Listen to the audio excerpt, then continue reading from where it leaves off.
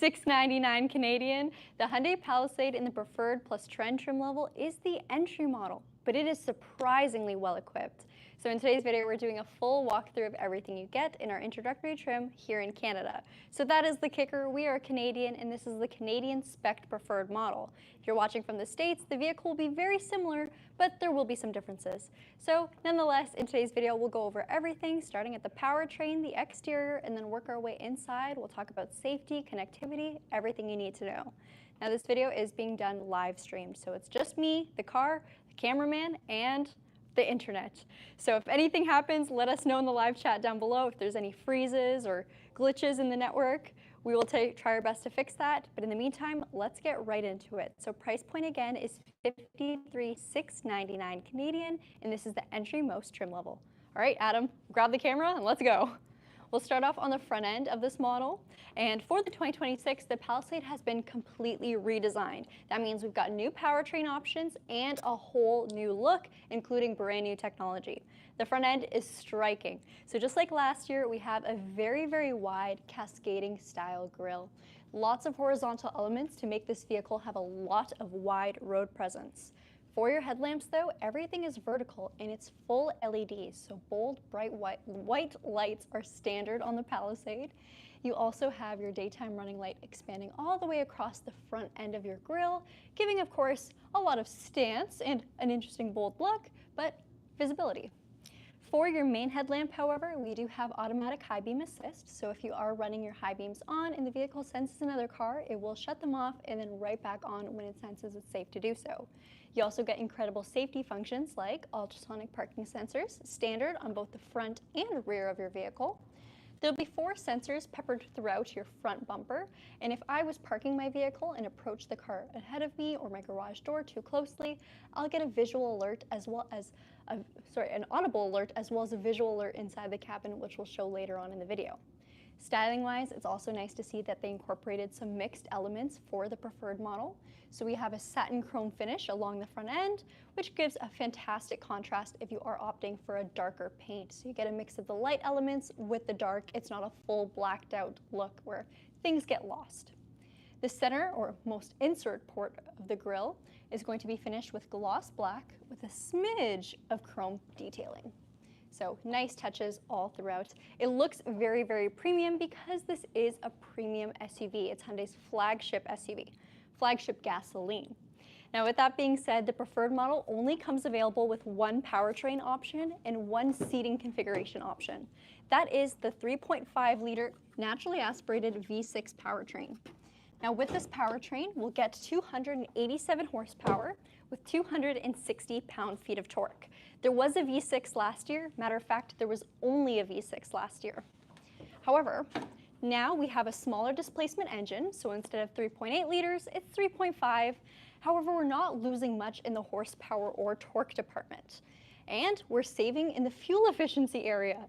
So this vehicle is rated at 10.6 liters per 100 kilometers, which is equivalent to about 22 miles per gallon for our US viewers. Your transmission is an 8-speed smooth shifting automatic transmission with a torque converter, so no dual clutches, no CVTs, no IVTs, just a smooth shifting automatic. If you plan on towing with the Palisade, you'll be pleased to hear we got 5,000 pounds of towing capacity, as well as a heavy-duty transmission oil cooler. On other trim levels of the Palisade, you get an integrated tow hitch with purchase.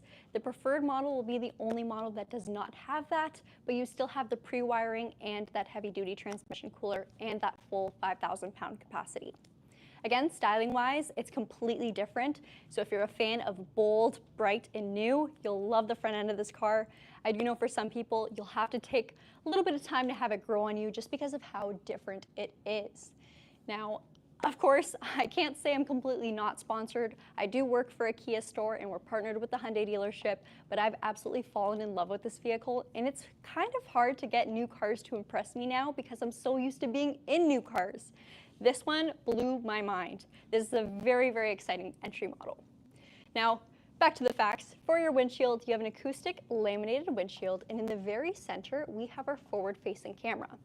So this vehicle is equipped with Hyundai's Smart Sense, which will have forward collision avoidance that works with pedestrians, vehicles, cyclists, and in junction turns. It's also going to have lane keep and lane following assist, as well as blind spot collision warning and rear cross traffic collision avoidance. That means regardless of whatever kind of driving you're doing, if the vehicle senses the risk of a collision, it can warn you and brake to prevent or avoid a collision for you. Now for our mirrors, we have turn signal indicators mounted on the side. A little hard to see, but you can see from the side and the rear when they are engaged. So all the drivers around you will know if you are indicating a lane change. And then we have our blind spot detection icon in the mirror itself. There we go. The mirrors are heated and power adjustable. Another impressive function that we get standard on this vehicle is digital key entry. So if you're a fan of all the tech and all the latest functions, you can essentially have your key on your phone and use ultra-wideband technology or near-field communication to unlock your vehicle, start your vehicle, and drive your car. So you never really have to have your key fob on you unless you really want to. You can also share access with up to 3 people and revoke it when necessary. If you don't want to use any of that though, you still have proximity entry, so as long as the key is somewhere on you, you'll put your hand behind the handle, it'll unlock for you, and then when you're done driving, you'll press on it and it locks. So it just makes getting in and out of your car so much easier. For your roof rails, they are a satin chrome finish and they are a raised style. The raised style is not just for looks, it's for functionality. Because this vehicle does have a sunroof, it allows you to still crack open your sunroof, but keep rooftop storage accessible and in use. For your pillars, you get a black plastic finish. So this prevents scratches. I don't know if you guys have owned a vehicle with gloss black pillars in the past, but if you go through touch washes or maybe you just don't care too much when you wash your car, that gloss black shows every littlest scratch. So this is a lot more future friendly for keeping this car for the long run. Now I realized I didn't talk about the wheels, so that's next. Let's take a closer look. These are 20-inch alloys. So, sorry Adam, 20-inch alloys that are exclusive to the preferred trend model. This is actually an upgrade in size from the trim level above it. So if you get the XRT Pro trim level, you get an 18-inch wheel, which is interesting. You do get a beefier tire, but in this case, 20-inch alloy for a beautiful, smooth, luxurious look, and an all-season Kumo tire. Now this vehicle does have all-wheel drive standard here in Canada, and it does have a front-wheel drive bias. So what that means is if it's a regular day, the pavement's dry, your car will primarily be front-wheel drive for fuel efficiency and less strain on your drivetrain. However, if you are going to drive in snow, mud, or sand, there are select drive modes for each of those conditions that will predetermine the amount of torque going to the rear. So if I'm stuck in the mud, if I put it in mud mode, it's a 50-50 split, and that's going to allow my vehicle to get proper traction in those conditions. The vehicle, however, will sense if there's a little bit of wheel spin or loss of traction and adjust itself automatically if it deems it necessary. For your rear suspension, it's a multi-link rear suspension, and you also have a self-levelizing rear suspension. So what that means is if you are planning on towing with this vehicle, it'll adjust itself in the rear to make sure the back end is not sagging, or same thing if you're overloading it with lots of cargo and goods, it'll keep everything at a perfect height. All right, let's work our way back up and we'll talk cargo space. Now, mind you, a lot of the impressive elements are on the interior of this car, so if you made it this far, please keep watching and don't forget to leave a like if you haven't already. One of the major comfort functions we get standard is a power lift gate. So it opens quite high, however it is height adjustable. All you have to do is move it to your preferred setting, press and hold the lift gate button, and that'll save it to that set height. It'll also save to the select driver profile that is currently active. So if you share this vehicle with someone else, let's say a partner, and they're a lot taller, they'll have theirs set on their height. Now back here, we have our third row seats up so you can see what our space is like in the worst case scenario. There are 3 seats in the very rear, and this specific model is going to be the only option for the V6 powertrain with the 8 passenger seating. If you go up a trim level, you still get the V6, but it drops down to 7-seater only with the captain's chair in the middle. So if 8 seats is a must-have and so is a V6, this is your option, and it's a good option. All right, so let's get the mats out of the way, and we'll take a look at the cargo floor. So this floor props up to reveal your jack for your spare tire, as well as your tow hooks. The spare itself is actually located underneath the car, and only the V6 powertrain models will have a spare tire. All of the hybrids will have a tire mobility kit. If I'd like to utilize car seats, I have tethers on all 3 of my third row seats. And to knock them down, it is very easy. So you'll pull on the tab, it'll knock the headrest down, and then you'll just give the seats a slight push, they go completely flat. Your second row also goes completely flat, and we have remote access to them on the left side or driver's side of the cargo area. So let's knock down the left side of the second row. I'll push it down, and there she goes. There's a slight gap between our third row and our second row seats. However, if you move the second row on its rail, you can close that gap a little bit. All right, so we'll go more in depth on what comfort controls we have in the third row when we get into our interior portion. But in the meantime, I want to touch on the fuel. So we get a 72-liter tank on the V6 model, which is slightly larger than our hybrid. And again, it's 10.6 liters per 100 kilometers combined for your fuel efficiency rating. That's 22 miles per gallon for our American viewers. Styling-wise on the exterior, we're a little cramped for space back here, so we're gonna have to look a little close. Our rear quarter panel here is again finished in that satin chrome, so it's a lot more forgiving of things like fingerprints or scratches than traditional chrome, and it's far more modern. Your tail lamps are an LED. I like to call them our vampire fang tail lamps because they're a little sharp there. Very bold, very bright, and a perfect height too. So people driving behind you can actually see if you're indicating a lane change, or of course if you're braking. Got your tail lamp, of course, on the side, and then your high-mounted brake lamp on the spoiler of the vehicle. Now, this lighting design is absolutely beautiful. It is black on all trim levels, so just this portion here. And then with this black exterior paint too, I think it just looks very, very nice. Your Palisade badging is that metal or brushed aluminum finish that we also see on the front end, so everything is cohesive in terms of design elements. And then we have our rear parking sensors along the back bumper. So 4 of them, 2 in the more center portion, and then 2 off to the side. All right, let's hop in the vehicle and we'll take a look at the cabin, the layout, as well as explain the comfort functions. So funny enough, the driver and the front passenger have the exact same seat. So before I hop in, Adam will show you what the leatherette design looks like. We've got a pretty funky quilt pattern going on. So it's almost like a Y. Adam, show the backing of the seat, there you go. And it's a perforated leather. 3 different levels of heat for both driver and passenger up at the front with 8-way power controls. So Adam, if you don't mind showing the control panel of the seat before I hop in. We've got our height adjustment. Actually, I'll just work my way in. There we go. We've got our height adjustment, our backrest adjustment, and then 2-way lumbar support in the exact same repeat on the passenger side. The seats themselves are very wide, and the bolstering is not aggressive, so no matter how you like to sit or drive, you don't feel like you're too tightly cramped into the car. It's just a comfortable seat. For your steering wheel, it is heated and leather wrapped. You got paddle shifters mounted onto them, so if you'd like to manually upshift or downshift. This is especially helpful if you are towing with your vehicle and you'd like to manually put your vehicle into gear. That being said, there is a dedicated tow mode on this car and a trailer menu. The trailer menu essentially allows you to select what kind of trailer you have and set different modes per trailer. So if I have a utility hitch on my vehicle or an accessory hitch and I'm putting bikes, it's going to act differently than if I'm towing an actual trailer, let's say a jet ski. So of course, it's going to, instead of turning off things like your rear parking sensors, it'll leave them on because that's not really being obstructed the way a regular trailer would. Does that kind of make sense? Let me know in the comments. All right, so we have our idle stop and go, so the button to turn it on or off, a button for your lift gate, your electronic parking brake, and then of course your traction control and brightness adjustment. All that's pretty straight up, but it's so great to have it within the driver's reach and the real buttons, so you don't have to worry about screens or menus digging through while you're driving. Left-hand side has your lighting stock with automatic headlamps. And then if I turn my vehicle into auto for our headlamps and push it forward, it'll turn on the auto high beams instead of just a regular high beam that stays on all the time. This main display over here is a full 12.3-inch digital display. That'll show your speedometer and your tachometer at all times, with the very center allowing you to have customized views. So pressing this button over here, we can select what's displayed, whether that's navigation. Look, I love the way it has the lights on. If you turn them off, wow, that's so cool. We just found an Easter egg together. This is your lane safety menu.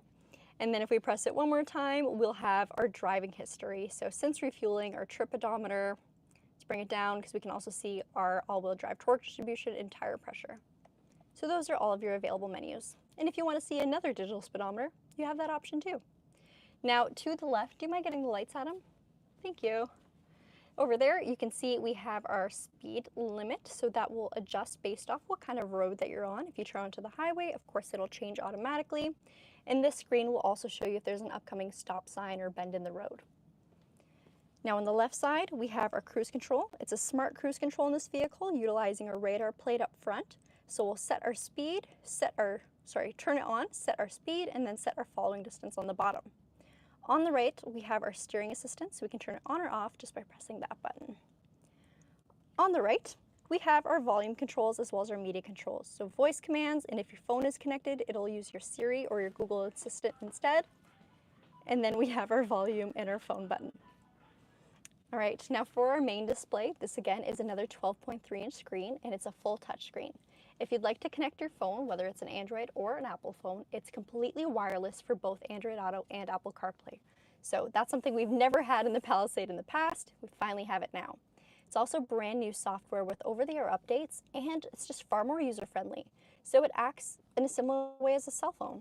If you drop down the top menu, it gives you all your quick controls, whether that's brightness or quickly turn off your display. You can do everything there and add more functions or remove what's not necessarily helpful for you. Also, all the icons are quite large, so if you are brand new to a newer vehicle with the touchscreen, it's fairly easy to read and just get used to. Below that, we have real buttons and real dials, and that is so refreshing to say in 2026. A lot of cars just seem to want to combine everything onto one giant iPad in the middle, and it makes easy things difficult. So if I want to turn on auto hold, I'll press this button, and same thing with our drive and terrain modes. By pressing this button here, I'll cycle between drive and terrain, and then to change the actual mode, I'll use this toggle. So let me show you what we got. First up is Eco mode, and this will shift your vehicle quite early to keep you at a lower RPM at all times, giving you better fuel efficiency. Normal will run you through the gears a little longer, but it's not bad on fuel at all. It's a little bit peppier, more sensitive to throttle input. Sport mode takes things to a little bit more of an extreme level, running you up in your power band a bit higher, and it will consume a bit more fuel, but you'll definitely have a more responsive throttle feel and a little bit of stiffer steering. Then right after that, we have My Drive, which is actually customizable within your vehicle's head unit, so you can change it to your set liking. If I press that earlier button, I can now cycle the terrain mode, so I can put it in snow, mud, or sand. Mud and sand are again a 50-50 torque distribution, so that is best used for low speeds and getting you out of sticky situations, where snow mode is an 80-20 split, 80 in the front, 20 in the rear, which is far more mild, but still helpful if you are driving on slippery surfaces. All right, Adam, you want to join me on the passenger side? Oh, let me get the door for you. All right, so just like I mentioned earlier, we have a power passenger seat, and I know a lot of people in my previous Palisade videos were asking about that because we haven't had a preferred model yet, and the brochure online didn't really say whether the passenger seat was powered. So here it is, and there is your proof. Power for the height, the backrest, and the lumbar support. It's also cool to see how nice the quilted design is and how premium this leatherette seat feels. It's not real leather, but it feels very, very convincing. This main console here, it's pretty funky, so let's talk about it.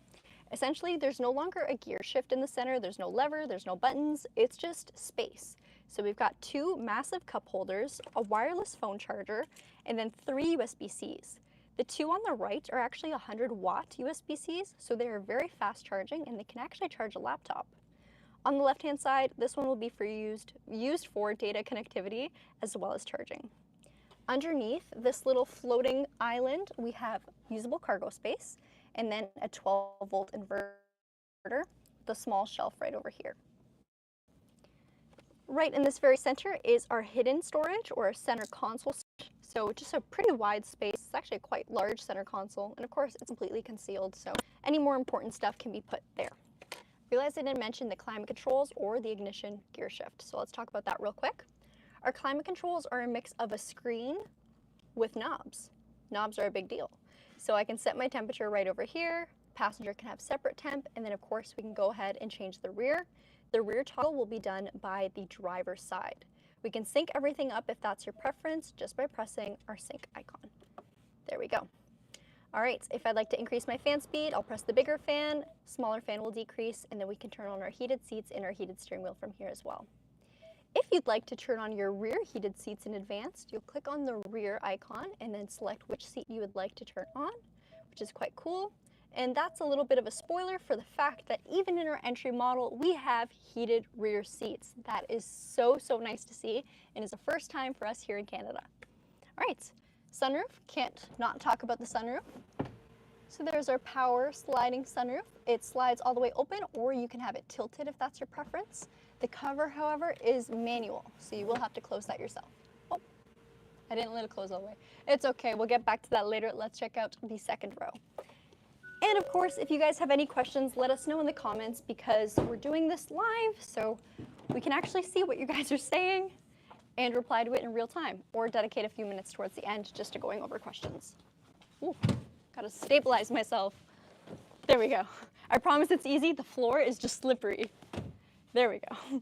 Okay, so a lot of customization can be done with these seats. As you can see, they're not equal on the rails right now. So if you'd like to give yourself more or less legroom, there's a bar on the bottom. You'll grab it and you can adjust the seats to your set preference. They're also adjustable in the recline department. So if you'd like them a bit more leaned back, you can do so, or upright. These two seats will go together, and that seat slides separately on its rail.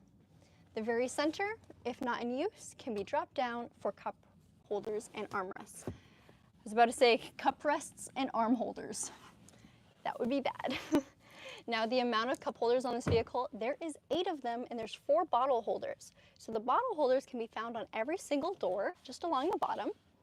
And then if you take a look upwards, you'll see we have our cup holder right before our window controls.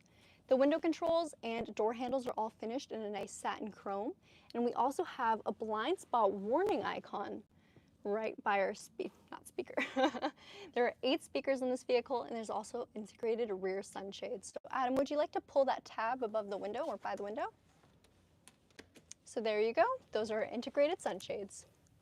If you have kids in car seats, or you just frequently have passengers in your vehicle, rear passengers I should say, they'll really appreciate the fact that the air vents are ceiling mounted, so they actually go to you and your body and not just your knees.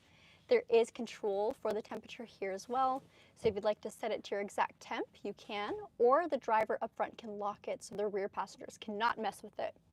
Your heated seat controls are found up here, and then when the vehicle is on, the temperature is displayed on this main screen. All right, there's also a passenger rear talk button. On the back of our seats, we have our plastic, or I guess just hard style cargo covers or cargo sleeves. And then integrated into the backs of the seats, we have more 100-volt USB-C charge ports. For the heated seats back here, only the 2 main seats are heated, so the middle seat is not, but you could just put your favorite kids on these seats. And then for the back of the center console, we have a little bit more hidden storage. Now to get into the rear row, or the third row, is fairly easy. I'm just gonna have Adam hop out of the car, and I'll show you what button to press to put the seats into entry mode.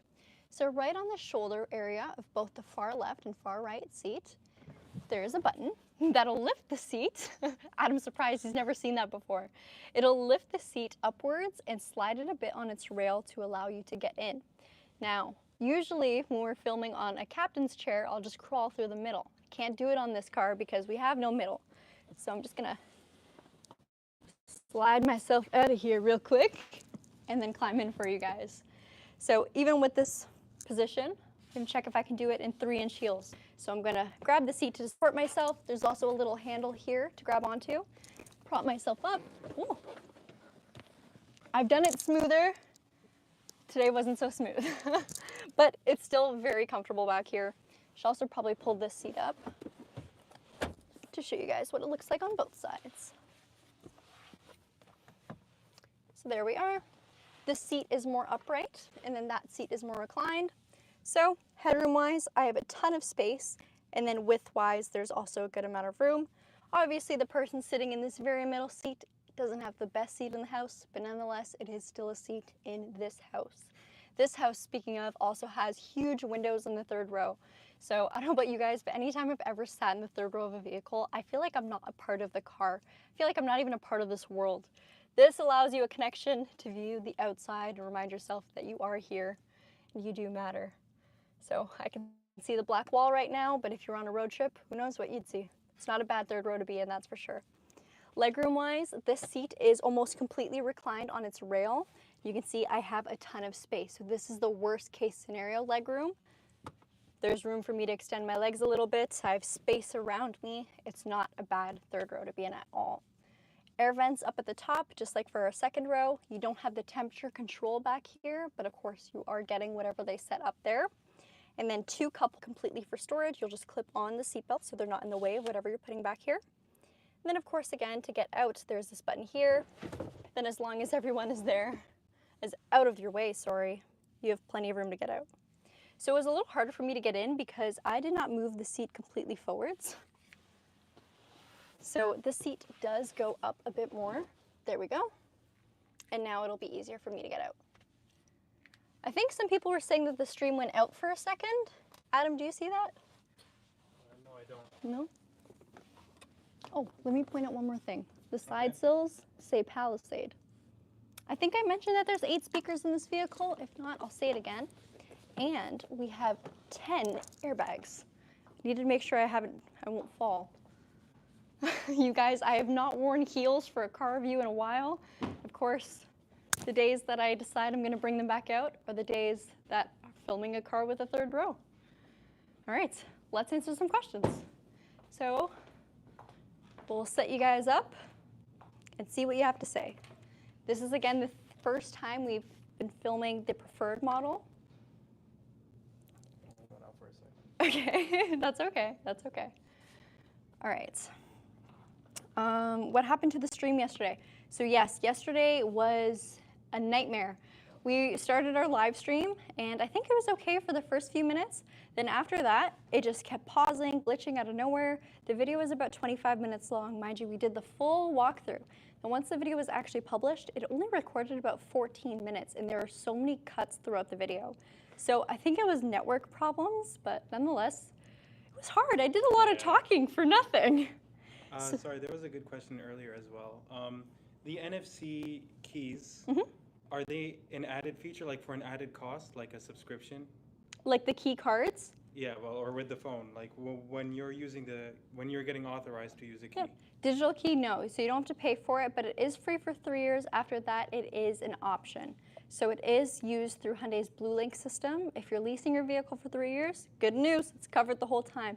If not, you'll see whether you use it or not. If you decide to use it and it's a must-have for you, then you can opt to pay for it. I believe the max or the highest subscription is about $30 a month, and the base is about $8 a month.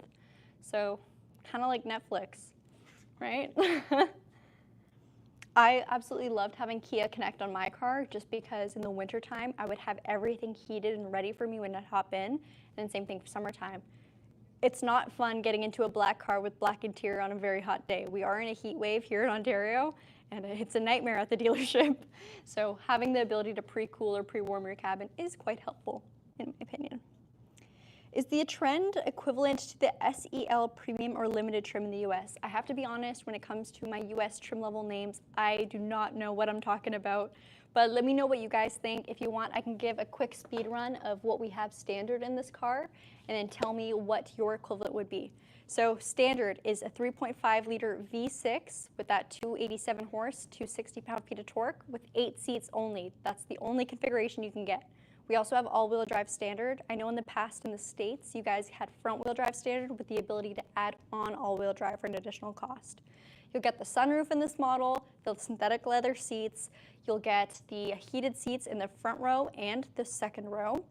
You'll get the power folding second row seats or the quick folding second row seats. You'll get the drive and the terrain modes for no extra cost. You'll get the trailer pre-wiring with the heavy-duty transmission cooler. You will get the 12.3-inch display with built-in navigation, smart cruise control, forward collision avoidance, lane keep, and lane follow assistance, parking distance warning or parking sensors in the front and the rear, the full LEDs, the 20-inch wheels, self-levelizing rear suspension, ambient lighting. I just saw Mazerborn said, is there ambient lighting? There is, so ambient lighting is standard. But yeah, there's a lot on this car. Gabi, do you think the difference between the 12-inch and the 4-inch cluster is that noticeable? So yes and no. For the 4-inch digital display or digital gauge cluster, let's be honest, it really isn't a 12-inch display. It's, again, a 12.3-inch. It just has only the little middle section where you can customize.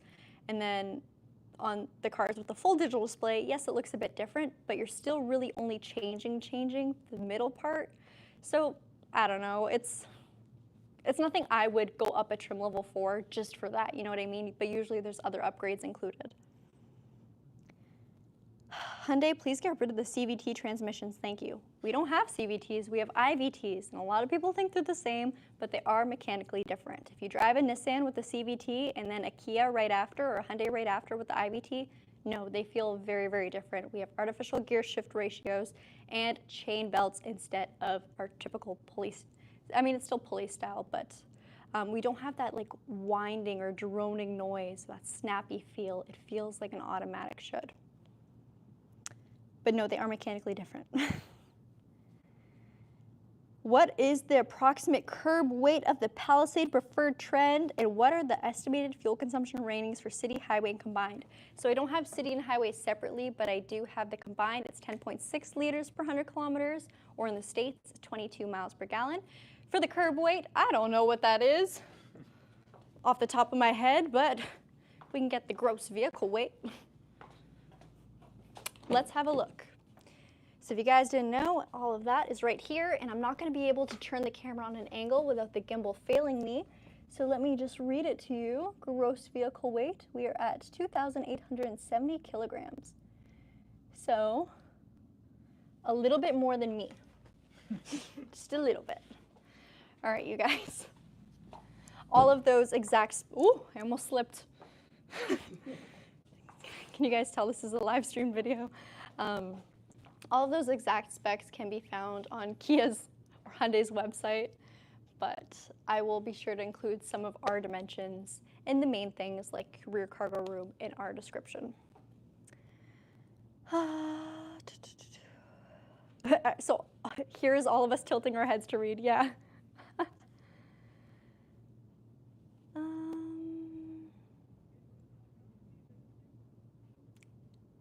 Seeing if there's anything else specifically. When will the hybrid version be released? So the hybrid is scheduled to be produced or start production middle of August, and today's the 14th, so tomorrow would be the middle of August. So very, very soon is when they'll start in the factory, which means we'll probably get it in the fall. I'm hoping for October, but maybe November. You guys already know as soon as we get one, it'll be filmed and posted on the Kia Hyundai channel, so make sure you follow along if you're curious about the hybrid. We have had a bit of a sneak peek of the hybrid, so if you want to see our previous video about it, it was at the auto show, so there's other people in the background and we're kind of nervous, but nonetheless, we still get to film it if you want to check that out. This video is produced in Korea. What else? Pricing for these. This one is priced at $53,699 Canadian. Gabi reminds me of Lana Del Rey. I wish. Love her. Gabi, do you know if the Sportage will get more colors than the usual gray palette and the blue?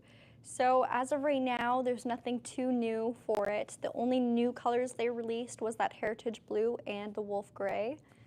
So nothing else, unfortunately. I'm hoping they add Cityscape Green to the Sportage because I think it would suit it quite well. All right, you guys, I think I'm going to end off today's video. Thank you so much for watching. I hope it was fun, I hope it was informative, and I hope it was relatively glitch-free, because lately it's been looking like we've gotten a lot of network problems. In the meantime, though, or if you're new here, please consider subscribing. I promise sometimes our videos are better, but usually not. Either way, we love giving facts about Kia and Hyundai cars, and we love interacting with our audience. So if you want to be a part of that audience, hit subscribe. Bye-bye, you guys.